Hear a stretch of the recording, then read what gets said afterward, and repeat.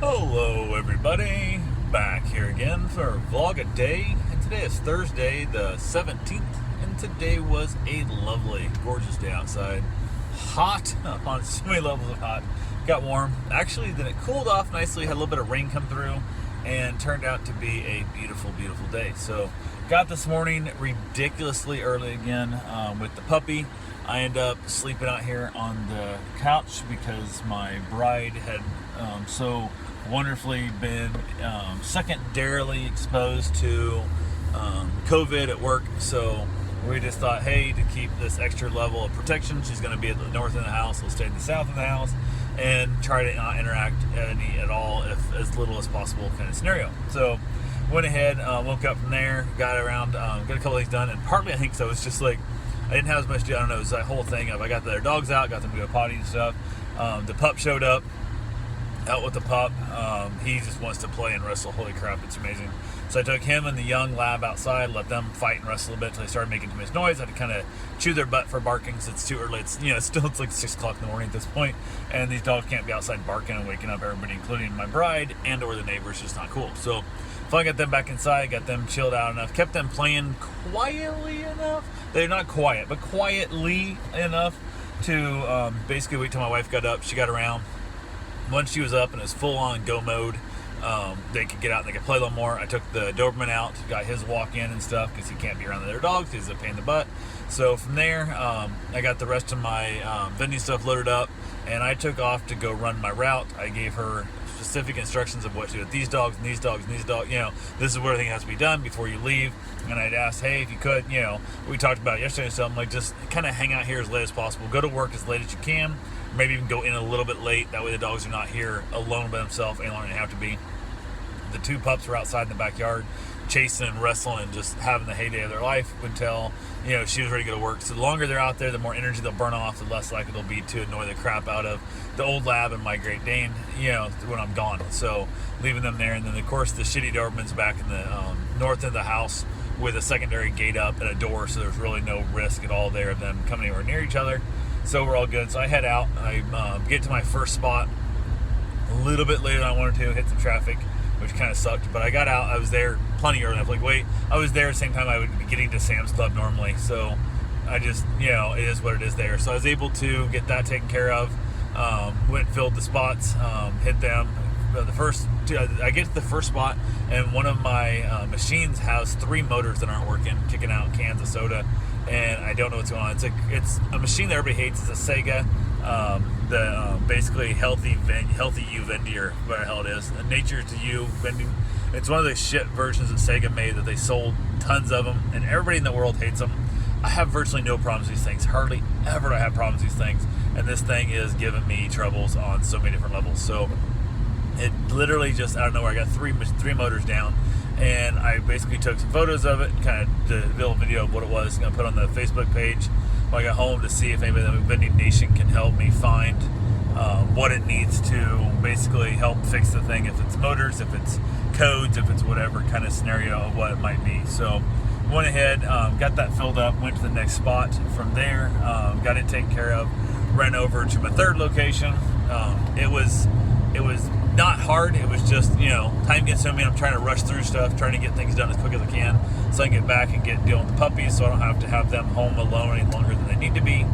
And then I hit the fourth spot, got that filled up, got that wrapped up, taken care of, all that's good to go, and headed out. So got back to the house fairly quickly.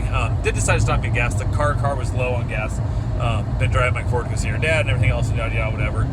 So I thought at that time frame wasn't going to hurt much different. So I stopped in and got some fuel, and I stopped at a racetrack there by Walmart in New Smyrna, and apparently you don't know what fuel is out until after you've already swiped your card and the whole thing. And then it turns there's no light saying what it is, and the cheap gas apparently doesn't have cheap gas. All they have is the medium and upper grade fuel, and I'm like, you motherfuckers. So it was that weird thing of, this is the second time that place has happened to me. I don't know why it's happening now. It happened way back when we had that little pipeline scam, basically, when hell was they locked to the pipeline, everybody freaked out. Happened then, and it annoyed the crap out of me. So I was like, well, shit happens, no big deal. Put a sign out, but it happened to me again, so I'm probably going to be done with that racetrack. I'm going to be, just tell you guys, last time I had more time and I was in the truck and I needed a lot more fuel, I just kicked the thing off at like $1 and just said, nah, fuck you guys, and just left and went out to the other place. Went down to I think it's Murphy. No, it's not. I don't know, whatever the one is over here by Home Depot, and got my fuel there. And it's more of a pain in the butt to get it out of the place. It really is, especially coming in from like the land and stuff. But I think I might just continue to go there and just hell, because if you're gonna basically scam me out of an extra 12 cents a gallon, which is not gonna change my life. It's a buck. Who cares? Like, it's 10 gallons, $1.20. Who gives a shit? But it's the fact that you easily could put a sign up there that says, hey, out of this fuel, we need to go ahead, you're going to pay them more expensive, or just at least I would know about it prior to already having my card swiped and everything all good to go. So, yeah, that was the part that annoyed me in that process. So, got home, got the dogs out, got them played with. Everything was all hunky-dory good there. The owner of the Doberman, who said he was going to pick the dog up every day and basically have him with him all day. He wanted to go to the parks, he wanted to go to the beach, he wanted to do all this stuff. Finally decided he was going to come pick the dog up, and he texted and said, hey, when can I pick him up? And I said, anytime, I'm home now, I'll be home shortly, kind of thing, stuff, this and that. So he picked the dog up at 12:30, whatever it was, at 11, I don't know, whatever time it was, he came pick the dog up and had the dog back within 2 hours. Like, the dog's supposed to be gone from 9 to 6 every day, and he's had this dog now for 2 hours at best, and the dog's just not getting along with the dogs that are here. And like I said, it was even growly at the puppy, literally with him at command. He had a hold of the leash and stuff, and the dog was still growling at my puppy, and I should have right then and there just been like, dude, not a good fit, move on, but didn't, and it's still working out. It's a pain in the butt. I hate not having my dogs that can all just interact with each other. I want to be able to have all the dogs play and have a great time and wrestle and just everybody just love each other, and that's not the case, because even today when I was gone for a little bit of time after Karen left and before I got back, these dogs in the house by themselves, and if that Doberman decided to go stupid and start trying to break down a door or some shit, or if she didn't get the door latched all the way or whatever, and it gets to the gate and the door, then I have a dog fight in my house, and I just don't want to ever have to have that crap. So I just train your damn dogs, man. Socialize your dogs, interact with your dogs, and be better owners. But it is what it is. So I got them played with, got him out there. So that dog's now gone for a while. So I got to play with their dogs, and they got to chill out. I brought the old lab and then Bruce back in the house and let them hang out. One sleeps on a couch, one sleeps on a love seat, and they just chill the hell out all damn day. They don't care. They are the laziest bones there are. And the two puppies, I guess the lab's 2, whatever, and the pup's less than a year. And those two just literally wrestled and fought and tug of war and just had the blast of the damn life. And they're looking, there's photos, I got photos of them laying on top of each other and chewing on each other and just having this damn heyday. Those two are going to need grief counseling for separation anxiety, because they're no longer, after today, they won't see each other probably ever again the rest of their life. And they have bonded so much in the last 4 days. Those two are the absolute best friends, and it makes me happy to see that. Makes me sad to know they're going to be separated. So went ahead, got a few other things done. Nothing major, but I got a couple things taken care of. Worked on my yard a little bit, raking up some stuff and whatnot. Had the watering going, trying to keep the thing watered because it's hot. It's so many levels of hot. The sun's cooking some stuff, so I'm trying to get some grass growing. I think I see some baby seedlings growing up, so hopefully I can get a little bit of grass growing. It needs a little bit of mowing here soon. I can get that front yard looking less like a desert and more like a yard, and go from there. But yeah, I got that taken care of. Wind up, they brought the Doberman back, and just like I said, he wasn't gone a couple hours. It was no time at all. Got the Doberman back, basically stuck him back in the back bedroom where he has to live because he doesn't play well with other dogs. They came and picked up the labs, which they got the labs picked up, and the labs were so excited to see the owners and stuff. And it was funny because the labs were playing with the puppy, and normally I leave Bruce and the puppies or anybody else back when I pick up and send people with their dogs home, because I don't want them wrestling and fighting and stuff, and just kind of having that, sometimes people get fear of all the energy, and I wanted them to see how much fun these dogs were having, so I just let them all four in there, and they all four just, oh my god, they wrestled and fought and wrestled, and the puppy started trying to hump the old lab, and the lab turned on the puppy and stuff, so I finally just grabbed the leash of the lab and just held him back to let the other ones play and stuff and just have a great time. And I guess the old lab gets humped all the time in dog parks, and he gives off a lot of beta energy, I guess, and gets dominated quite often by people, but then lashes out and acts like a bully after it happens to him. So she goes, she has no idea what's up with him, but it happens all the time.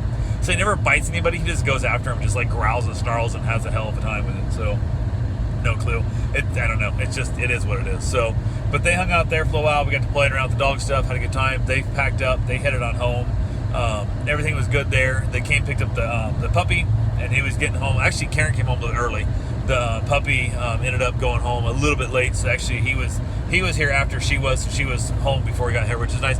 When she comes home, when he's here, it sucks because the whole parking thing, because he parks in the driveway, grabbing the puppy and stuff. So we chatted a little bit, talking about how things went, and everything's great. Sent him a bunch of the pictures of the dogs playing. He thought those were great too. So definitely he sees the fact that the dog, like his puppy here, getting socialized, getting interactive with everybody else's dog, and full on like playful and wearing its ass out. And he has to, he knows, like on Saturday and Sunday or even Friday when I don't have the puppy, how much more energy and how much more of a pain in the butt that dog is in the evening than he is when he's with me all day and wrestling and playing and then goes home and sleeps, so it's a good thing for him. It's good for the dog. It's good for everybody. So we're all having fun there. But went ahead from there. We basically chilled out a little bit. Had a meet and greet coming, so I swept up some dog, fur all over the house. It was ridiculous. So I gave the house a real quick sweep. Had a meet and greet come in with a short-haired little pointer dog, and everything went great. Dog was super friendly. Dog's good. Blah blah. Introduced Bruce. They got on great. And it's like this dog and the puppy are gonna have the time of their life. It's a high-energy dog. It's all the great things and whatever. And they seemed cool about it, so I booked it. And they went ahead and talked about book. They're gonna rebook it, and we'll see when that happens. I haven't booked it yet, but we'll see. The dog actually tried to pee in the damn house, which I said it's kind of a common thing early on when the whole thing and blah blah whatever. So I said, went ahead. I kicked him out in the backyard for a minute. Him and Bruce would play out there for a couple minutes while we waited for the everybody else. We kind of chatted. I got them to pee on everything outside. Brought him back inside, and it was fine. So went ahead, chilled out there, and pretty much got done with it. Ended up deciding we were going to have for dinner. Decided to have our nachos, so I picked up a giant 1 gallon can of nacho cheese at Sam's Club the other day. I only got Richard stuff. And Karen went ahead. I said, "We brought the meat." And she goes, "No, I can do it." So I went ahead. Well, I went for my run and got back from my run. She was cooking on dinner. She got the meat all browned up. She diced up some onions and some tomatoes. We did not have any lettuce, which I guess I don't ever put lettuce on nachos. I'm more of a chip and nacho cheese and meat, sauce and dip it more than a dump stuff all over the top and the guacamoles and the sour cream stuff. That's never been my thing. So she mixed up all her, heated up her cheese and stuff, did her regular nachos like she wanted to do. I took the rest of the meat and dumped it into the bowl of the leftover cheese, and then I went ahead and just scooped my chips out of it. I dumped in the onions and tomatoes also. Mike waited a little bit longer to heat up the onions and tomatoes, and then went ahead and basically took a fork. I take a little fork full of the meat and cheese and tomatoes and onions and put it in my mouth and a bite of chips, and that's how I ate nachos with a fork. I know it sounds dumb, but it works for me. So I dump all this cheese and stuff on top of the nachos. They get all soggy and gross, and you can't control how much goes with what mouthful of chips. And some chips are full and some chips are empty, and I need more control than that. I need more control than that. So I have to dip my own sauces and my meats and my cheeses separately. It's like a distinguished person that doesn't want to eat.